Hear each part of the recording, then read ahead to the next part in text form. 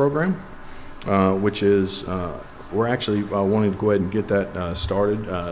There's a company that is firefighter based that that has clinical psychologists and has, they're part of the Next Rung. You met some of them during our event. Some of the same people that run Next Rung, which is a nonprofit group, has started this company where it's more long term, and it's not about. There's EAP that can do those things, but this contract is more about the education piece of mental health instead of being reactive to some of our issues that we have. It's being proactive and how we can. The day-to-day calls that you may not know that's affecting you. There's a plethora of calls. These folks are running, like I told you before, we're running 13,000 calls a year. They see a lot of stuff, and they're not decompressing like they need to. I see it. We all hold in really well until we don't, and I don't want to see that. We've had some suicides on duty, not on duty, but we've had some people that actually work here commit suicide, and we've got to do something about it. And this is a way to do that. So we're actually going to come forward with it's a monthly contract. We're going to come forward. This is just the funding behind it. We're going to find the funding for the rest of this year, and this is just for next year. And then an increase, we've already, as you can imagine, we have 12 buildings. We're also adding the training annex. Our maintenance costs have gone up just like everyone else's. You heard the Sheriff's Department say the same thing, and I'm sure everyone's saying the same. With inflation and all of the things, we've had 2 air conditioning units go out in the last 2 months, as everyone else has. Those were $13,000 a piece, and we had $60,000 total in there. So you can imagine after I spent $26,000 on air conditioning units, now I have no money to actually survive. So this is an increase for that. And then fuel, obviously with everything going on in the Middle East, fuel prices have gone up, and we are all feeling the strain of that. And with these big diesel trucks that we have, it definitely takes a toll on us. And then gas, natural gas for the vehicles, for the actual stations.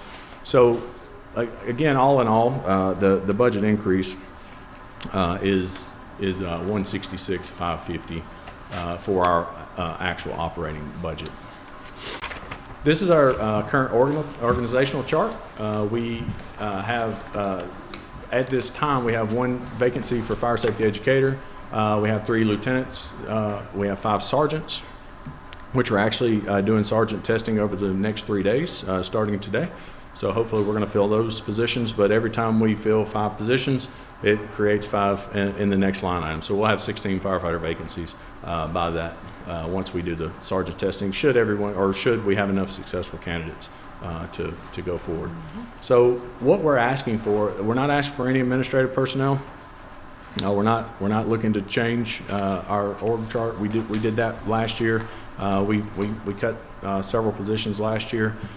This year we're asking for is 6 lieutenants, 6 sergeants, and 6 firefighters, and that is simply to staff the trucks, the quick response vehicles that we want to put up. So that would be 3 people per truck. So that's 6 people per shift, and then there's 3 shifts. So that's the personnel. The reason for the lieutenant on the truck is the one that makes decisions, and they're the ones that have the vested time. You don't want to put 2 firefighters or 3 firefighters on a truck, send them out and say, y'all go do good. Hope you have enough experience to figure it out. You got to have an officer on the truck. You got to have a sergeant. A sergeant drives the truck. All right, there's still fire apparatus. They still have pumps on them. They still they need to.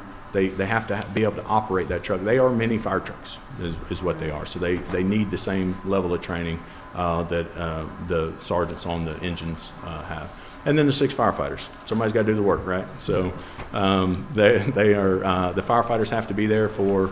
They do show up on the street. And these would run structure fires just the same. If they weren't on another call, they would run structure fires. And if they get there first, which likely they will, you have 1 sergeant that stands outside and pumps the truck.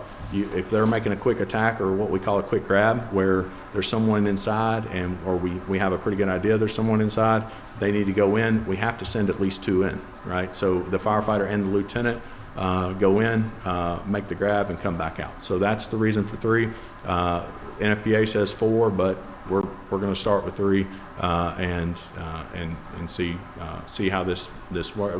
We know it's going to work great, but whether or not we need that 4th person on these apparatus or not. So these 18 new positions are in addition to what on the previous page you had in vacancies? Yes, ma'am. So these are the current vacancies that we have, which we're working with. Again, that next recruit school we do should fill these vacancies up. Of course, we may lose a person or two, sure, but the next recruit school should fill that up, and then this will be this will be the next. The next 18, yes, ma'am. Now, I will say this about these 18 people, and I have no idea how this is going to turn out. I have put in for a SAFER grant, and SAFER is staffing adequately firefighters. Something I don't know the exact acronym, but it's part of AFG, Assistance to Firefighters Grants.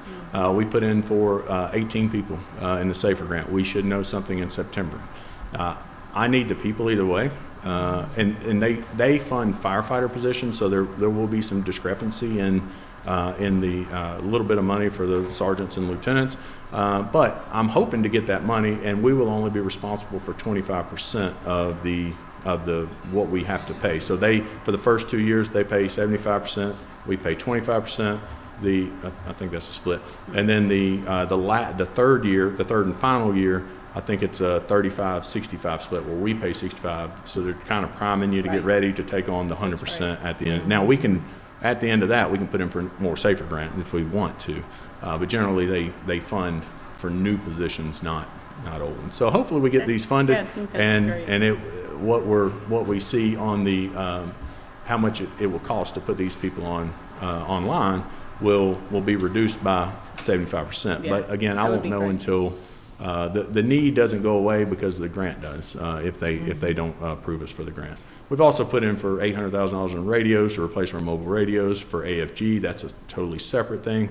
And we put in for fire safety education grant as well. So all of those things we're trying to find new funding sources. So the budget impact for these positions are for the 6 lieutenants, 6 sergeants, and 6 firefighters is $1,368,000. Quick question for you. Yes, ma'am. Does the type of call does that matter how many people go out, or regardless if it's a paper cut, it's going to be that many people, or if it's a brush fire? So Does that matter? if you're assigned to that truck that day, then you go. Everybody goes. Yeah, because there's so many times that we're out, and you might say, "Well, I can go handle that call. It's just Right. helping somebody in their, whatever it is."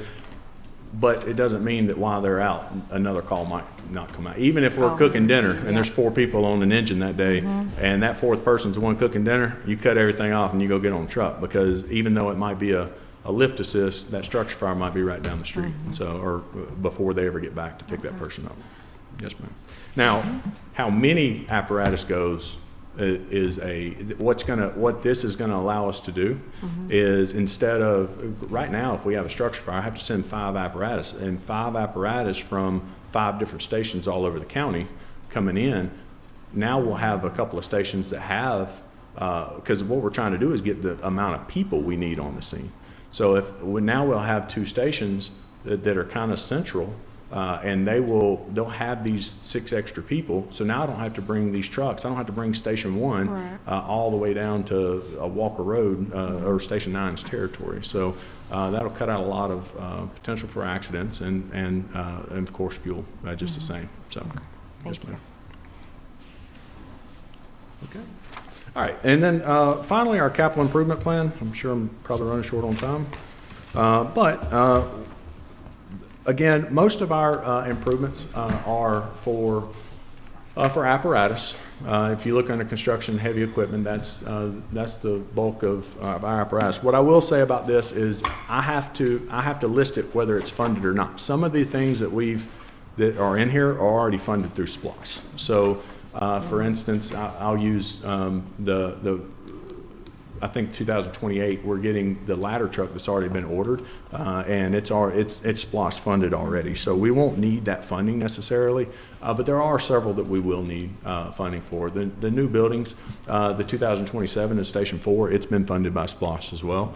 And then, but then in 2028, the Station 8, we need to rebuild Station 8, and we also need to start working on Phase 2 of the training center. Those we're working through SPLOST overages and seeing what's available there. So we're putting all of the things that we need on this list, so we have a plan to go by. But some of it doesn't need to be funded, but currently, we have 2 apparatus, and Station 4 rebuild is funded in SPLOST. So those things don't have to be funded here. So, but this, the construction heavy equipment are generally apparatus. The one in automotive, the 57,000 we need this year, we need to replace our dive boat. It's a pontoon, like an 18-foot pontoon, and it's in pretty poor shape. We need an actual dive boat. We've had 4 dive team responses this year in Black Shoals alone. So we need to look into that. Wow. We do have some other cost mechanisms with impact fees and other things that we can look into as well. So we're always looking for funding sources. The capital improvement plan, we're just trying to put it out there. That way we know these are the things we need. And if you know anything about me, I only tell you what I need. I don't have a lot of wants. So these are things that we need to work on. So some of it's air packs. The air packs we wear, they're very expensive. We have to plan for those. And a lot of the things, as the Sheriff's Department was talking about their stab vest, a lot of the things we cannot go past a certain date. Our air packs, we have a lot of them because we have a lot of trucks. A lot of people wear them. They are 15 years and they're done. They throw them in the trash. So, and they're over $8,000 just for the pack, and the cylinders are $1,500 now. So, I mean, just things like that. We always having to look for and plan well ahead in advance. So, you have any specific questions about these items? No. Okay. That concludes my presentation. So, Well, thank you. Thank you very much. Of course. All right, thanks. So next we have Coroner George Levitt.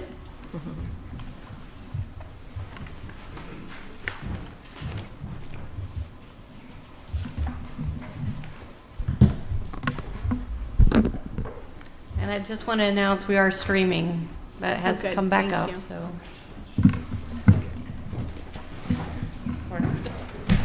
Good afternoon. Good Good afternoon. afternoon. Well, I don't have $20 million budget to work Okay. like the fire department. So, but I just have a few things here. What number are we on? 20. Okay, thank you. All right, I'd like to first of all, Yeah, tab 20. Thank you. Got it. Ready. okay, all right. Good afternoon. I'd like to first of all start with our vision, mission, and our values at the coroner's office. Okay. Our vision was to provide compassionate and timely scientific, rigorous death investigation services that uphold the dignity for the deceased, support families with respect and clarity, and strengthen the public safety through accurate, independent investigations. Our mission is to conduct thorough, impartial death investigations with providing clear answers to families and other parties involved. And our values at the coroner's office is integrity, compassion, professionalism, public service, and accountability. All right. We've had some opportunities and challenges at the coroner's office. Our biggest success right now is the morgue that was built a few years ago. And just to say a little bit about that, it is actually the premier morgue that a lot of counties are coming and looking at to see what type of design that they want. So that's just been very impressive. When counties want to build a morgue, they call us, or whenever we go to training, they always ask us. We had the coroner from Albany, Georgia come up recently, and he's going to build one just like we have. So that's been a great success, and so we're proud of that. But How much availability is there?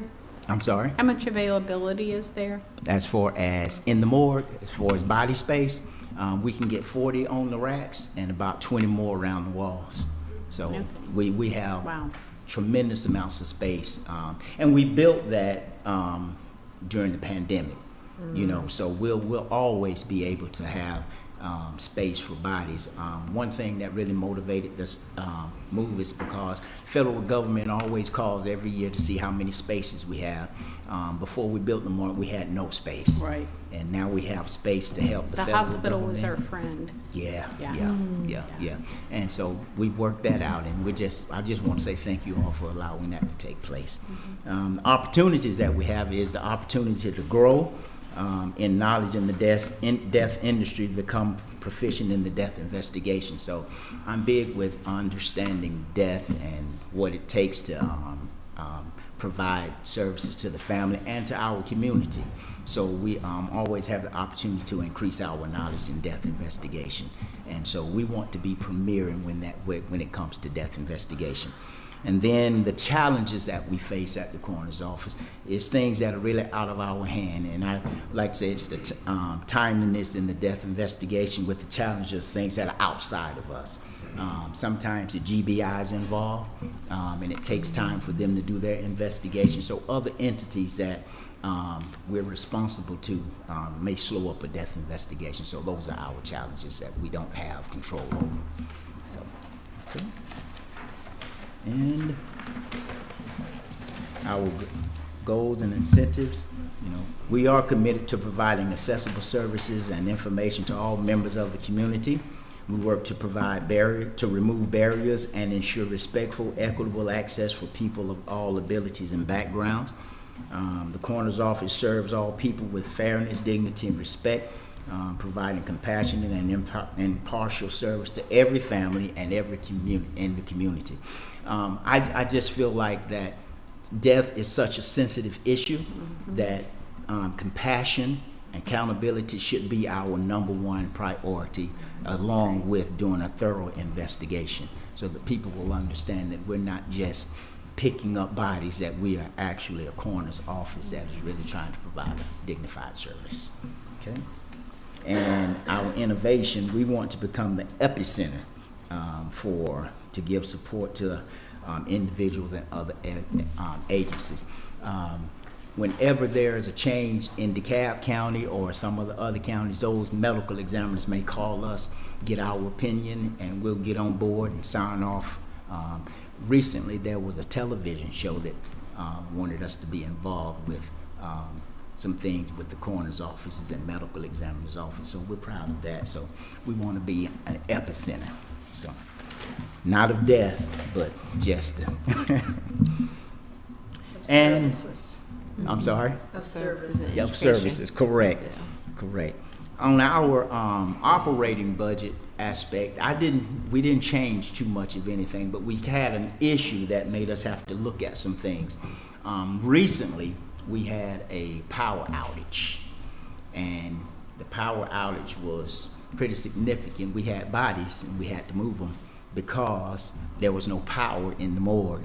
So I had to move them over to where there was power so that we could keep those bodies preserved. And so that made me think, you know what, we need a generator. And that's gonna affect the budget a little bit. Not a whole lot, but I think that for safety, and for protection and for preservation, that's something that we really need to look into, and I give an estimation of about $50,000 to $60,000 for a generator. That's installation and the generator. Okay. And some of these things we didn't look for any change. I like to move to the organizational chart, because there's a little bit of change in our organizational chart. And that change is, you have me, we're gonna have a chief deputy. We had a chief deputy, but we changed that position to a contract position, but we're changing it back to, from contract to paid. And we have. Why is that? Why? Mm-hmm. Well, we did it contract because we thought that the individual would want to make more money doing individual cases, but because of the responsibilities of that chief deputy, they'll have the same responsibilities as I will. meeting with me on a weekly basis, discussing the cases and making sure that every deputy has everything that they need. And if I'm ever out, that chief deputy can step in and do the same thing. And what they will be making is somewhat average to what the deputies are making on a monthly basis anyway. So I think we were at 1,700 the last chief deputy, and we just increased it a little bit to 2,400, to 2,000 a month. Okay. And organizations, myself, my administrative manager, chief deputy, and then the deputies fall under that. And we just put in for the, as far as the personal budget, the only change in the finances is the administrative pay and the chief deputy's coroner's pay to $24,000. So it is full-time or is it as needed? It's still part-time. I'm part-time. Okay. You know, so the chief deputy would be part-time as well. So Extra all work. coroners are So part-time. the salary for that person would be 24,000. Yes, yes. Okay. I didn't want to give too much more because I barely make that myself. I know, right? And how busy is your office? How what? Busy is your office? It's very busy. It's very busy. Okay. Yes. We do about 350 cases a year. Yeah.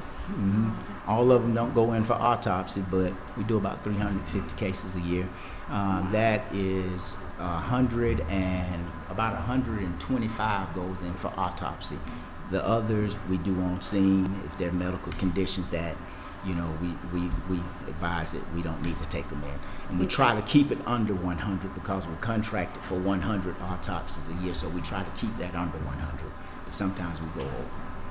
And in the years, it's going to increase. You know, if there's ever another pandemic, which there's possibility that we will have another one, it's going to go over the 300. So.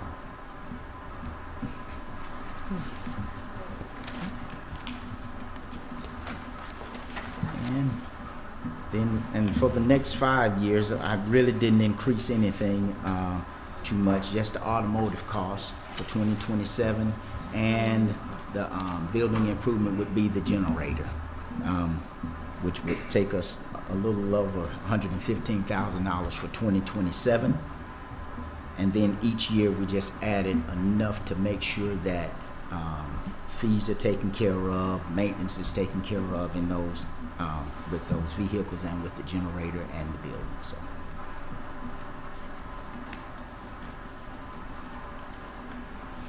And that's everything I have. Okay. Thank you. Thank you so much. I appreciate Well, it. thank you all. Okay, so we are at a point to where we can break for lunch and come back at 1 o'clock. 1 o'clock will be stormwater. We'll start off with stormwater. Wait. Okay, so we'll move stormwater up. We've had some moving around of presentations today. Public relations presented yesterday, and we have a little bit of time, so we were moving some presentations around. So the next one will be at 1 o'clock for stormwater. Okay, very good. Sound good? Yeah. So do we want to break now? Sure. Okay, great. So we'll Thanks. recess and come back at 1 1 o'clock, o'clock. yeah. Okay, Thank you. thanks.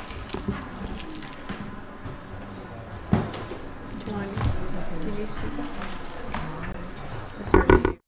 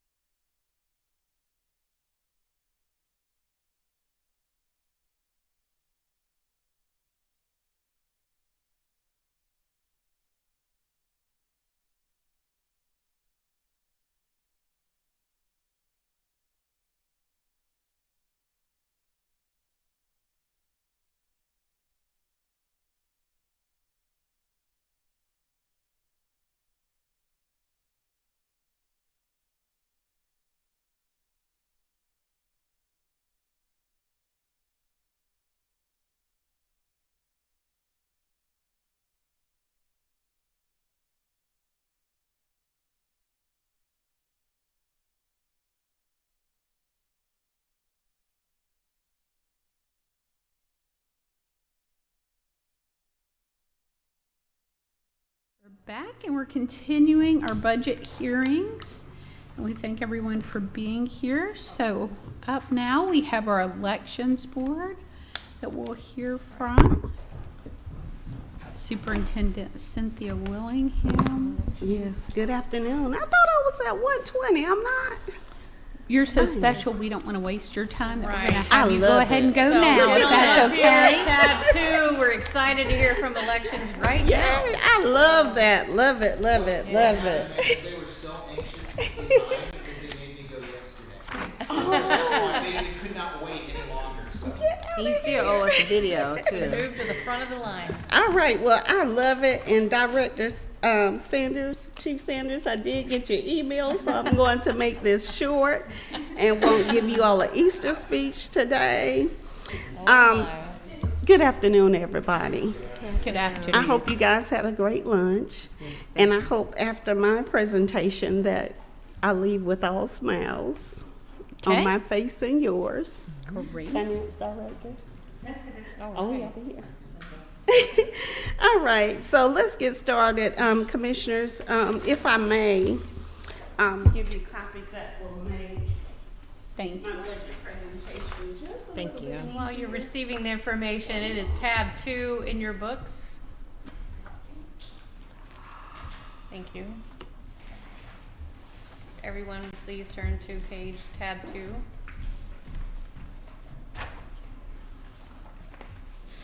All right. Before I go into my 2027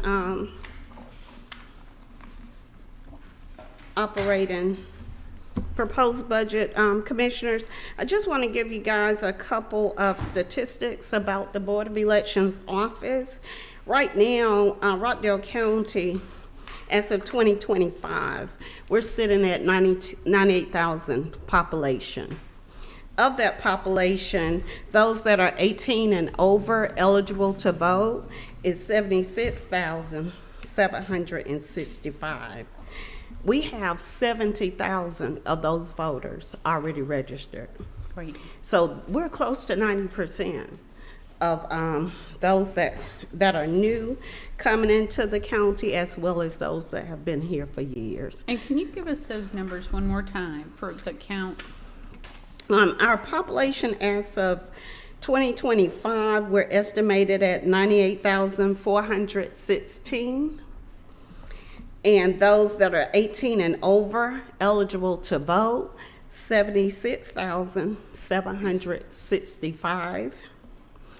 Our current voter registration record showed that we have 70,000 voters, which with 65,000 of those being active. And the remainder, about 3,500, those are inactive voters who are still eligible to vote.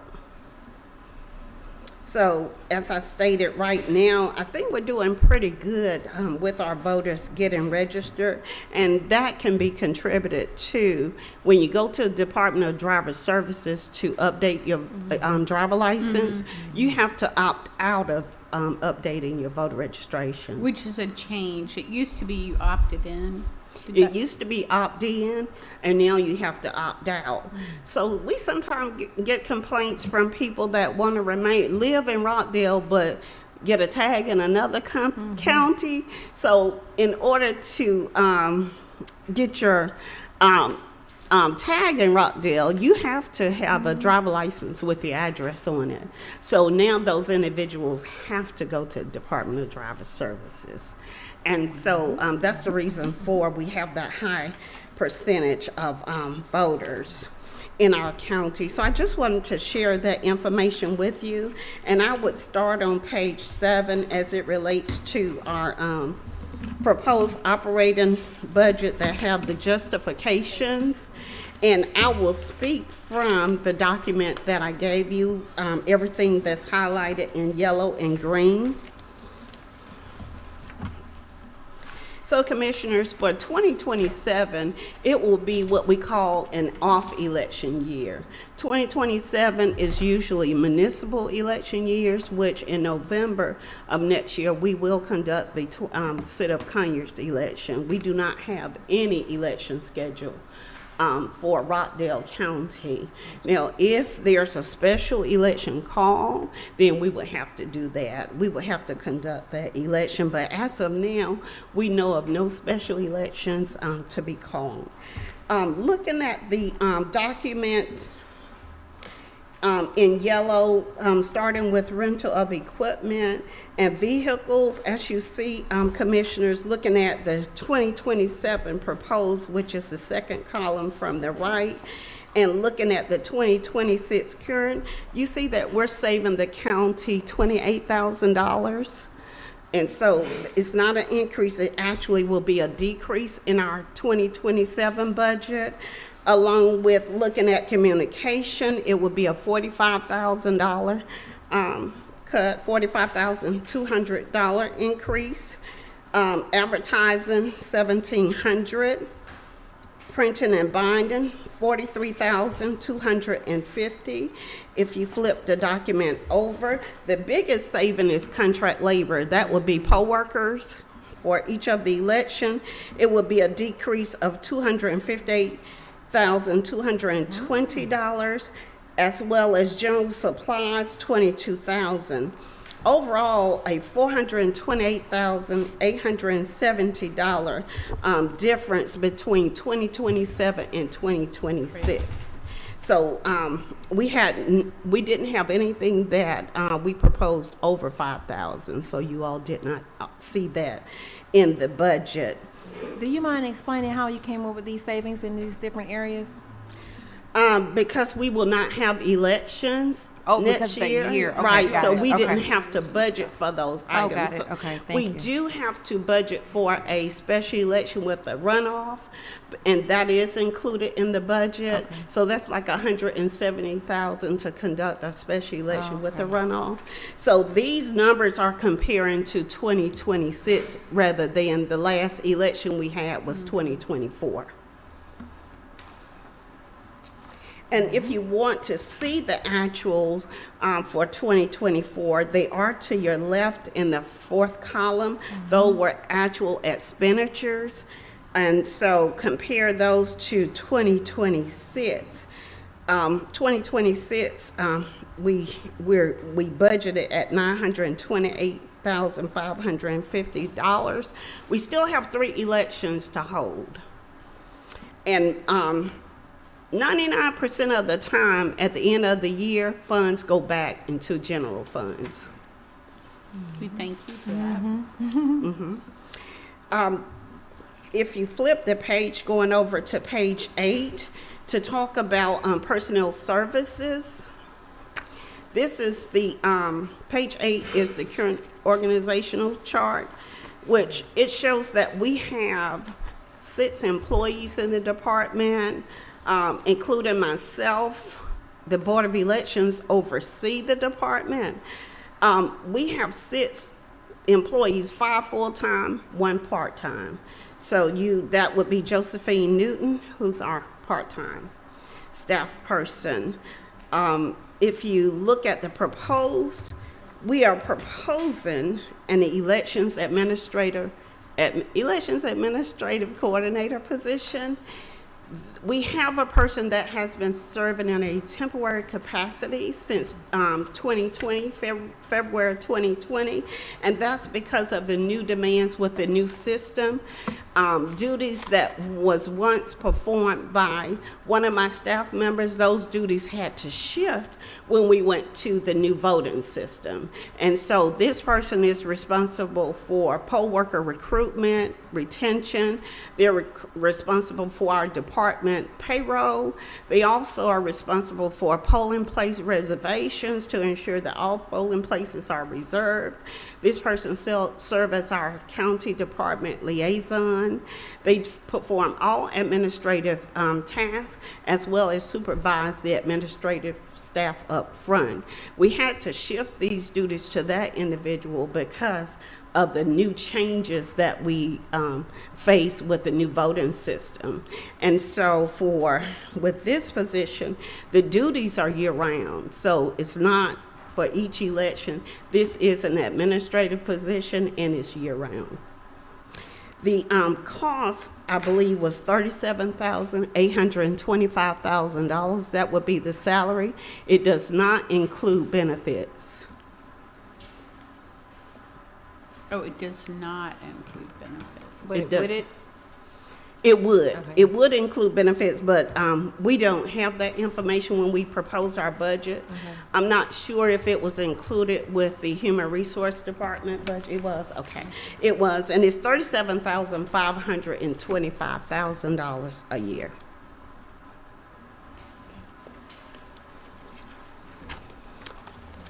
We have no capital improvement requests.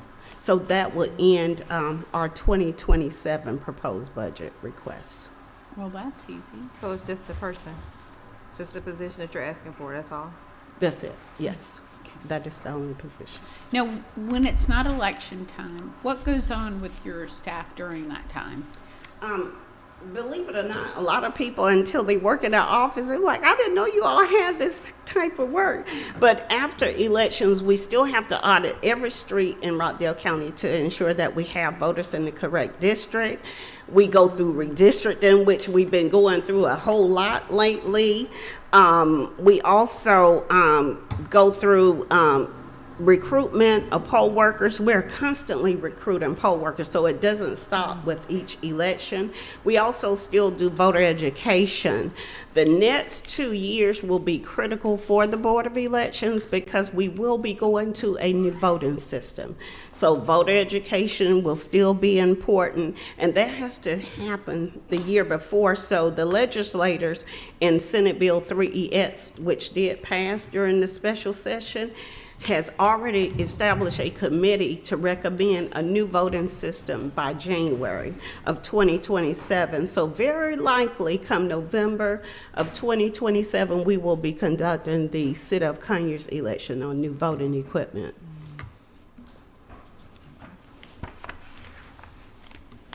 Okay. Do you have any? I don't, no ma'am, thank you. Well, that was nice and simple. Thank you so And we're much. smiling. And, oh, yay! All right, and if I could, board members, if I could just take a moment to let our voters know that we do have a special election runoff on August 25th, with early voting starting August 17th through August 21st, meaning that there will be no weekend voting because of the lateness that we get the database to prepare the voting equipment. As I stated, election day is August 25th. All of those that were eligible by June 29th may take part in this election. It is not a party election, even though on the sample ballot you see party next to each individual name. That's the candidate's choice, but this will be a special election where you do not have to choose a party. And I left sample ballots out front. Oh, that was nice of you. Thank you. We'll take some of the extras to our office too. Please And do. downstairs. Yes, thank you. Thank you.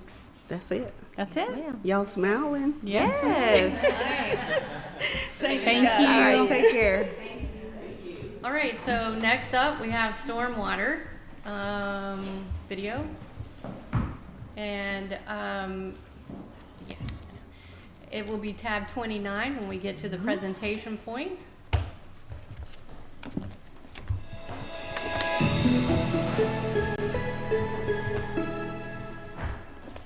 Hi, I'm Terrence Simpkins, Director of the Rockdale County Stormwater Management Department. I wanted to take some time to tell you a few things about my department and how it impacts you. Rockdale County Stormwater Management is dedicated to ensuring the effective management and quality of the county stormwater systems. Our mission is to protect public health, preserve water quality, and prevent property damage through comprehensive stormwater management practices. We work closely with the community to promote sustainable practices and enhance the county's natural water resources. The main services provided by the Stormwater Management Department are stormwater infrastructure maintenance, water quality monitoring and improvement, floodplain management, public education and outreach. Infrastructure maintenance is the regular inspection, cleaning, and repair of stormwater drainage systems, including pipes, culverts, and retention ponds to ensure proper function and prevent flooding. Water quality monitoring and improvement consists of the monitoring and testing of local water bodies to assess pollution levels, implementing best management practices to reduce contaminants, and ensuring compliance with state and federal water quality standards.